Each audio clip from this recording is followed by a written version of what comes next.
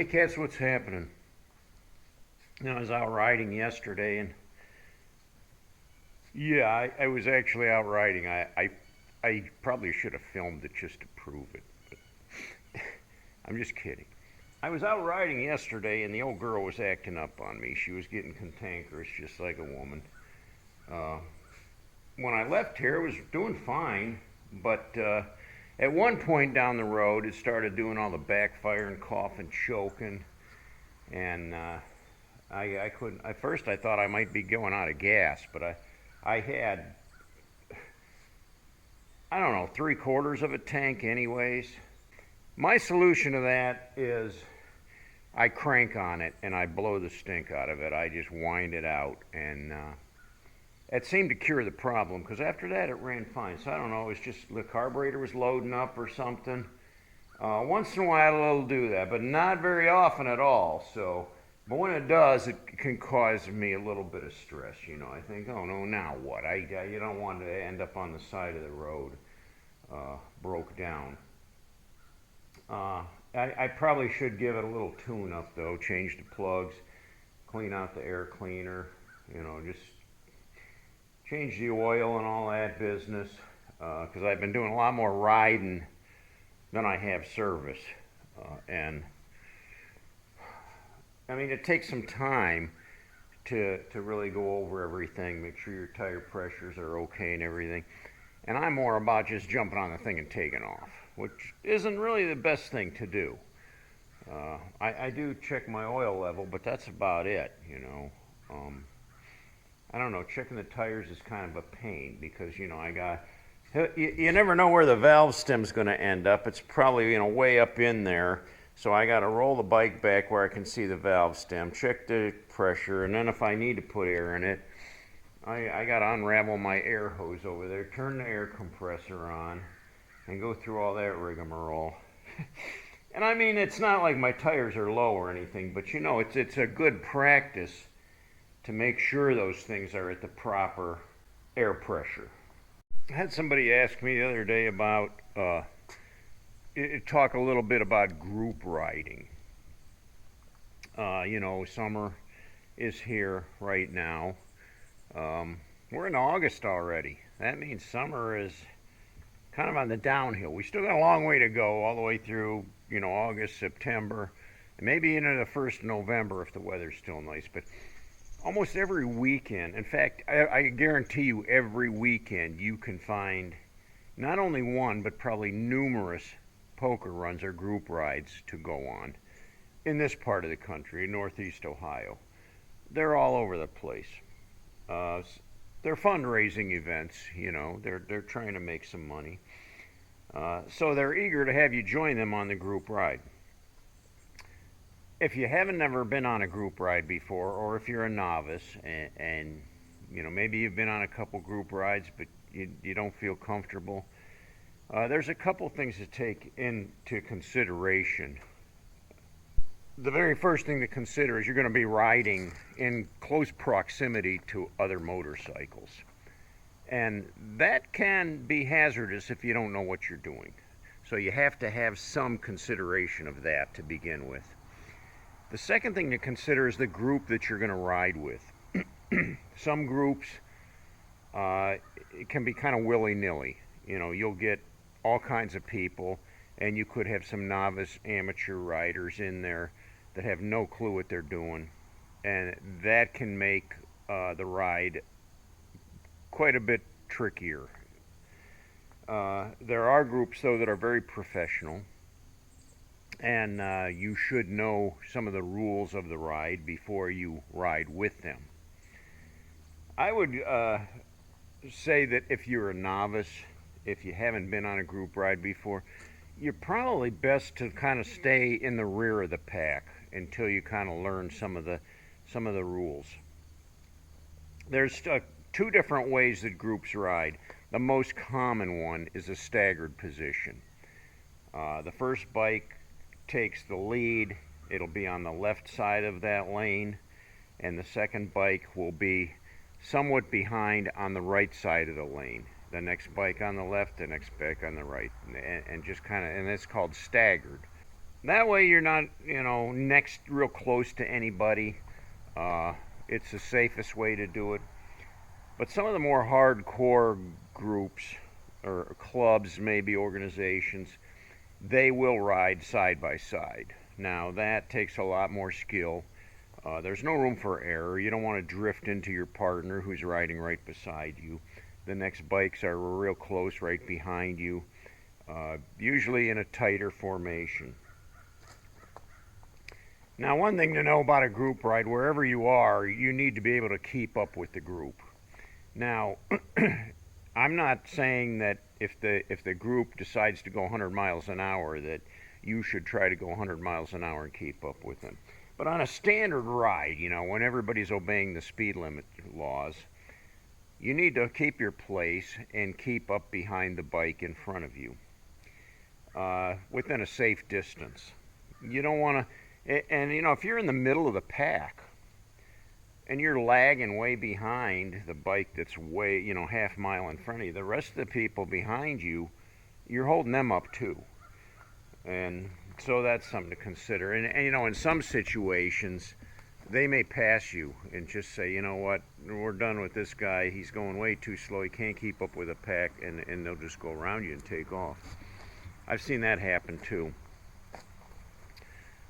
When you're riding with a group, you want to ride very cautiously. You have to pay attention to the bikes in front of you. Not just the bike directly in front of you, but the other bikes in front of that. Because if you see somebody 3 bikes ahead start hitting their brake lights, you know it's coming. You should be prepared for that, and keep your eyes on the road ahead. Another important thing is whether you're in the left-hand side of the lane or the right-hand side of the lane, you need to hold your lane. You need to stay there. You can't be drifting back and forth between the left side of the lane and the right side of the lane and just, all over the place. You have to hold your line. You have to stay there so people know what you're doing. People expect what you're doing. If you're swerving all over the road, nobody's going to want to get anywhere near you, and you're going to make the rest of the group very nervous. People like to, when you're on a group ride like that, you need to really trust the people you're riding around and trust that they know what they're doing. Depending on the group that you ride in too, there most likely will be some hand signals. There's some online resources you can study to learn the different hand signals. Probably the most common one is when they're pointing down at the road with their left hand, or they're kicking their foot out on their right. It usually means there's a roadkill up ahead that you should watch out, because watch out, there's a roadkill. That's a real common one. Well, some of the tighter groups though, the more professional groups, they'll have a lot of hand signals. The tap on the top of the head means don't try anything crazy, don't try anything goofy, there's a cop up ahead, and you don't want to get pulled over. Cop up ahead. Some of the, if you come to a situation where you can't ride staggered, they'll either do this or they'll do one finger up, which pretty much means single file. Like everybody get in behind each other and just go single file. If you get the 2 fingers, it means double back up again, either staggered or side by side. There's a bunch of different hand signals, that you really should know all of them before you go on a group ride, because the people up ahead of you can signal you as to what's going on up ahead, and it's important that you know what's going on too. I'm not an expert at group riding. I do know enough that I can ride with practically any group and get along just fine. I can hold my lane. I can stay. I'm not within inches of the bike in front of me. You don't want that. I've been in a situation before where the bikes in front had to stop very quick and one of the guys was unprepared for that, and he slammed right into the bike that was in front of him. The bike that was in front of him managed to stay up all right, had some scratches on the fender, but his bike dropped. He dropped his bike. He went down. He skinned up his elbows, his knee. And we weren't going very fast either. It was in traffic, in town. But it wasn't. He wasn't paying attention, you know. And all it takes is for that 1 second of, you know, daydreaming for something like that to happen. Some of the things I don't like about group rides are, again, novice riders that really don't ride very well. And when I say that, they're all over the place, and you just can't trust them. You don't know what their next move's going to be. I had a guy that decided to come right up beside me on a staggered run. You know, he came right up beside me on my right-hand side here, which he was supposed to stay back behind me. And then he started drifting right into me. I mean, he pushed me clear over against the center line. I don't know what he was doing. And I turned around and I was like yelling at him, like, get away from me, you know, get back. What are you doing? You're trying to run me off the road and kill me. And those kind of things happen. And it makes it dangerous for everybody else. The other thing that I've seen too is, you know, when there's when you're at a stop sign or you're at a traffic light, maybe a four-way stop even, and you're with a group of bikes, generally, once the first bike gives you the clear to go through, everybody goes through together. Now, that can depend on the traffic situation. Sometimes there's and whether or not that's actually legal or not, most groups get away with that. Sometimes a road guard or another biker will pull into the intersection and block the intersection and just wave the other bikes to keep coming through without stopping, kind of like a traffic cop. Is that legal? I'm not sure exactly what the laws are about that, but in most group rides, it can be tolerated. If you're sitting at a four-way stop, though, and the lead bikes start going through, and you decide to just sit there and wait, you're letting traffic go in front of you in between the rest of the bikes. And you don't want to do that. You don't want to put yourself in a position where you're breaking up the pack. So you have to keep up with the rest of the guys too. That's the other thing when you're in traffic, when you're on the highway and stuff. If you're not close enough to the bikes in front of you and you're lagging too far behind, it's common that a car or a vehicle will cut in between and break the group. And that's kind of frowned upon too. So, you know, these aren't actually rules. Some of them are just rules of conduct. They are important things to remember if you're on a group ride. And like I said, I'm not the final word on it. I've ridden with a lot of different groups, and they're all different from A to Z. Some are very strict about the way they ride and about the code of conduct, where others are just willy-nilly, and it's just every man for himself.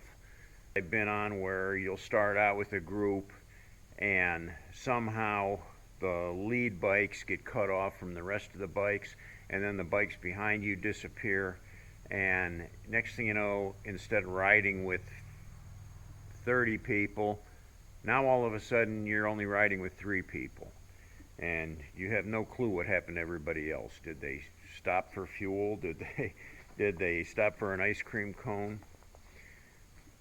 The other thing on group rides too that you should consider, if on some of the more serious ride groups, organizations, clubs, when one man breaks down, everybody stops to see what they can do to help that guy out. If there's nothing that you can do, then you call for assistance or get him a tow or something, and then the rest of the group continues on once they decide what's going on. But it's like you just don't leave somebody behind, you know, because they broke down. And whether you can fix it or not, maybe you can.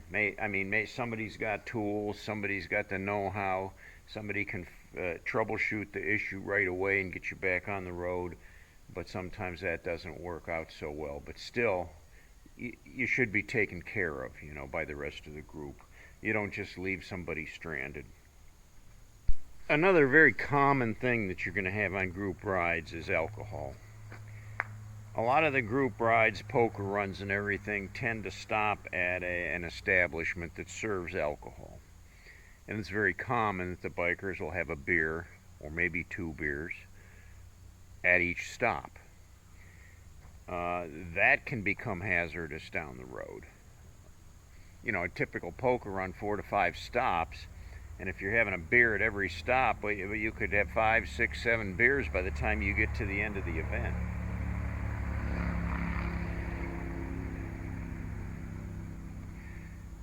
And, that's enough to get you a DUI.